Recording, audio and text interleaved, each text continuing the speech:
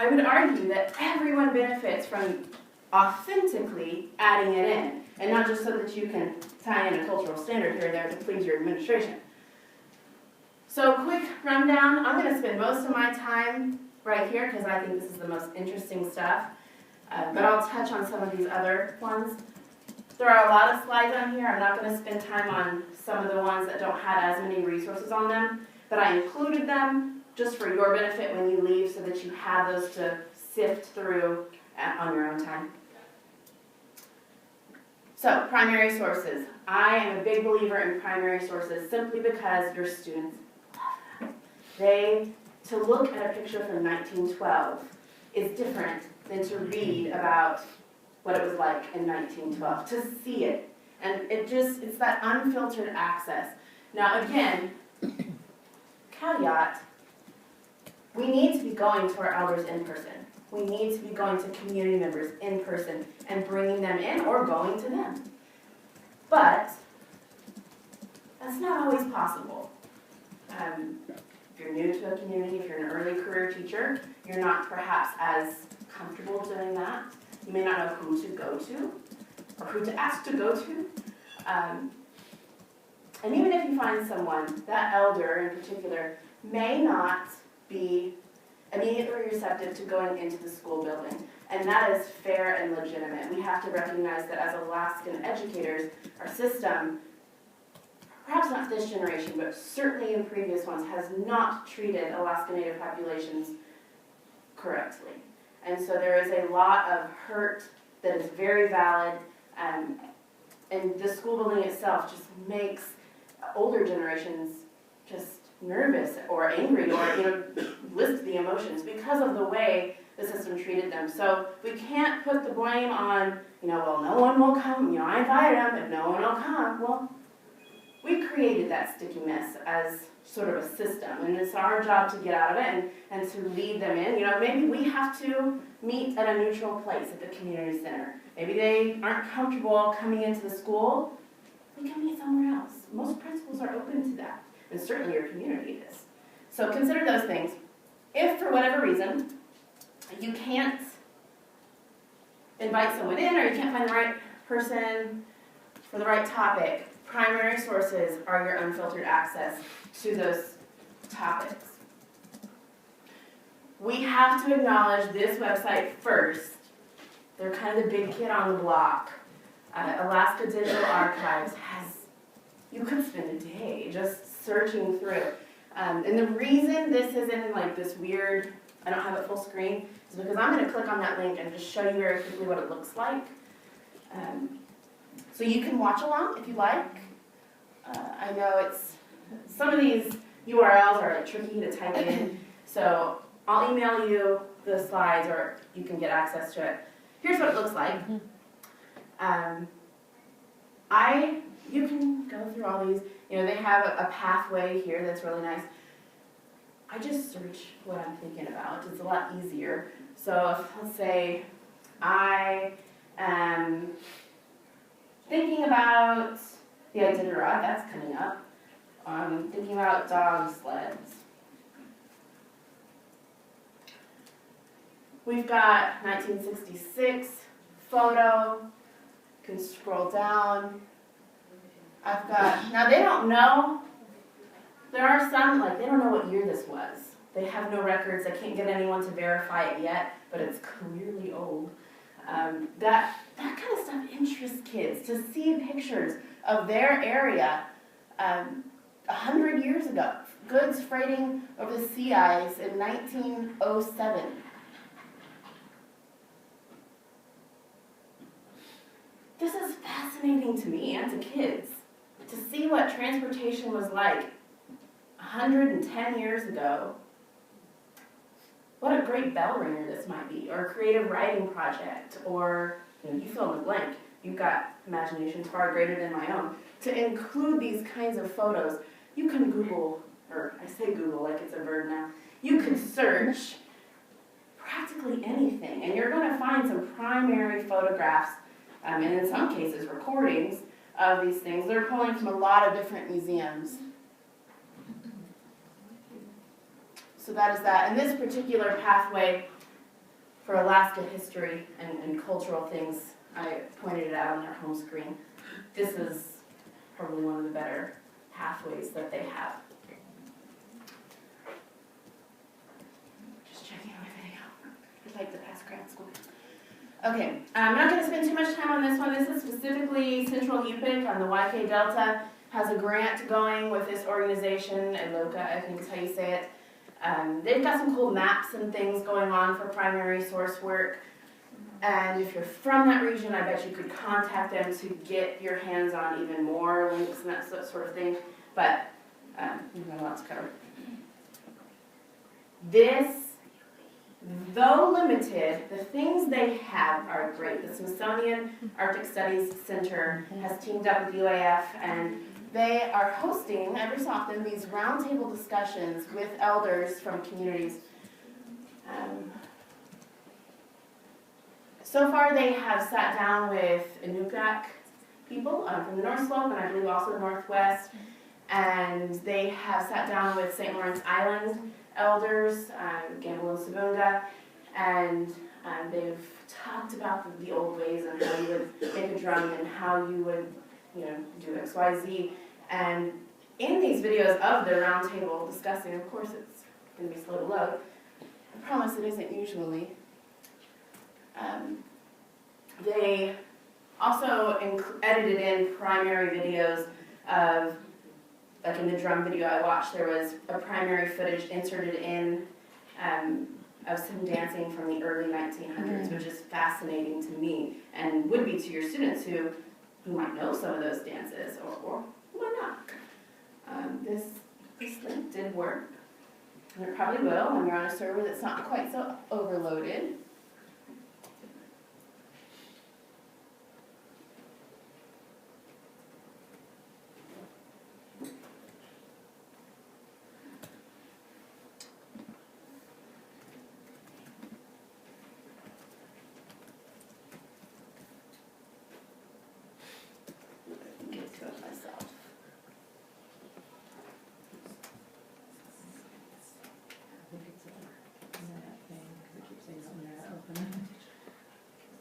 Yeah, I just looked at this the other day. This is technology for you, right? This always happens right when you don't want it to. I wonder if it's in the archives. I don't even know how I originally knew about this site, to be honest. Well, I'll check on that link throughout the weekend and update it as necessary. But the videos, particularly if you teach Inupiaq students or St. Lawrence Island students, they're pretty powerful, and they have a lot of different ones. They also have some videos on the art of the Aleutian Islands, on sewing salmon, some quill art. I don't know how active this grant is right now, if they're still uploading or if it's sort of stopped for the moment, but that's a great one when it works, apparently. This is Project Jukebox. They have many projects that are all regionally based from around Alaska. It's not video, this is more audio of interviews with usually elders. So I'm going to click on this. You can Google Project Jukebox and it would bring you to the right place. Here's the home screen. So you can search, of course, for exactly what you're looking for, but if you just kind of want to have an overview, what's here? What are they looking at? I go to the All Projects. And here you'll see all the different audio interviewing projects they've got going on. I guarantee you there's something from wherever you teach.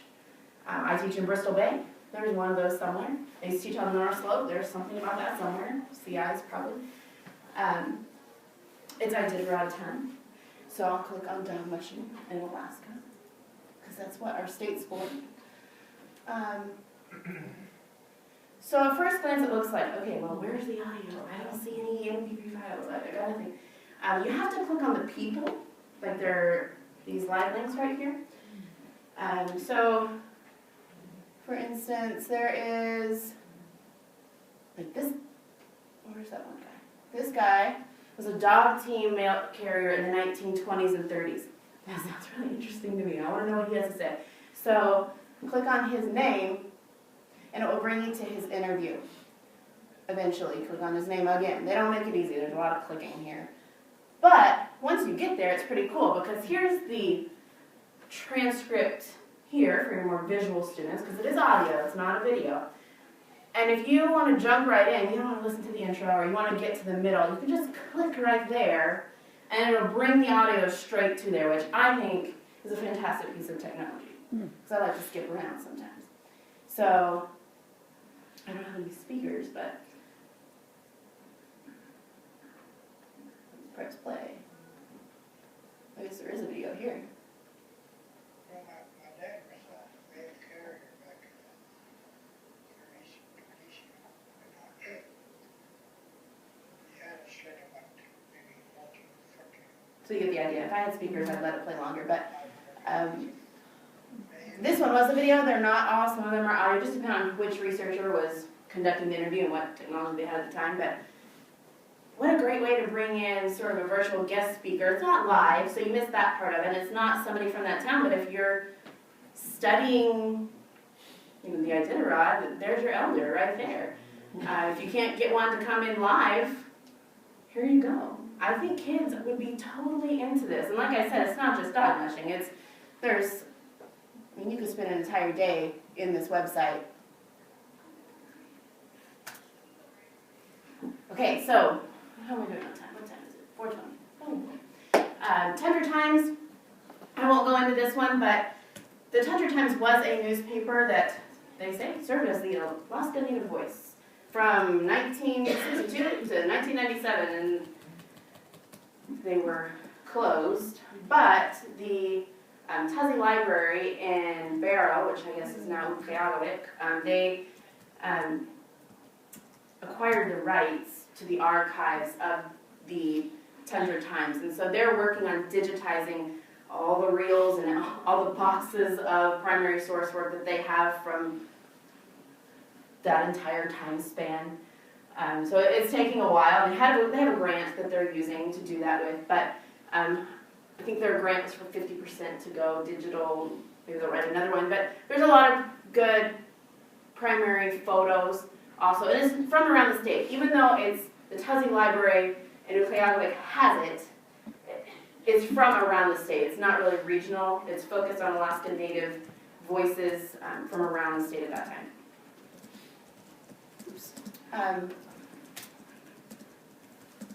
So great, all these primary sources. If you're unfamiliar with using primary sources in the classroom, really, you could take a picture and the students would do it themselves. But if you want it to be more guided, these two resources are really great places for you as instructors to start brainstorming, how do I want to use these things in my classroom?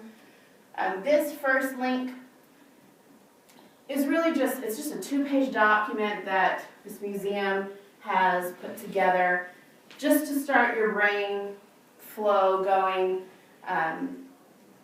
Some questions you can think of, just to get you thinking. This next one is much more involved. The Smithsonian put together an entire document, like a unit. You'll see when I start scrolling how big the document is, of just how you can use primary sources and why do we use them. There's multiple intelligence. It just goes on and on and on. This is a great thing for you, and there's student guiding things that you can use. So you could pull some of these primary photos from Tundra Times or from the digital archives and use some of these things from the Smithsonian to sort of cobble together a really awesome lesson. So those are primary sources, arguably the most valuable thing out there. There are a lot of language sources. If you're interested in incorporating native languages in the classroom, maybe place names, or maybe you're a science teacher and you want to start using the native, particularly if you're in rural areas and it's sort of one corporation around you, most of your students are Central Yupik or something, you could start using the Yupik codes for things and help them learn through kind of immersion rather than just going Yupik and speaking Yupik when they're in Yupik and then never again in school. This site has a lot of the books digitized. essentially scans them in. So, the Inupiat Eskimo Dictionary, all of these bilingual language materials